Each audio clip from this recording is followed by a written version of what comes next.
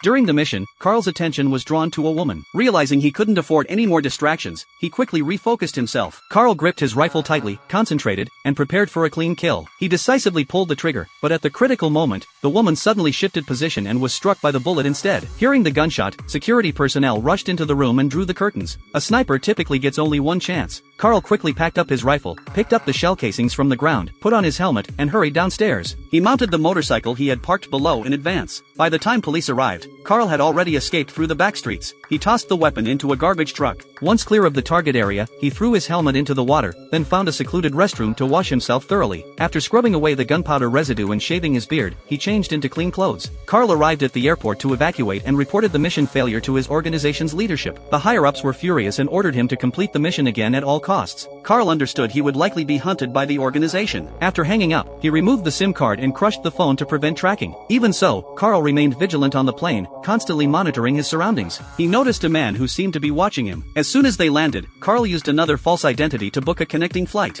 Unfortunately, the man in sunglasses was also arranging a connection, and they encountered each other in the same departure lounge. Not wanting to take risks, Carl immediately rescheduled his flight for the next morning and checked into an airport hotel. He ordered room service, only opening the door cautiously after confirming it was indeed the waiter. But Carl wasn't hungry, he needed weapons. He balanced a glass on the door handle, placed plates behind the door, took the dinner knife, sat in a chair, turned off the lights, and waited for dawn. Fortunately, nothing happened that night. The man didn't appear. Only then did Carl board his flight with relief. After landing, Carl got into a car he had prepared beforehand. While driving, he remained alert, constantly changing routes. After a full day of detours, Carl finally arrived home. At his doorstep, he noticed 2 footprints on the ground, definitely not his wife's shoe size. Next to the prints was a pile of cigarette butts, indicating someone had been staking out his home. This movie is called The Killer.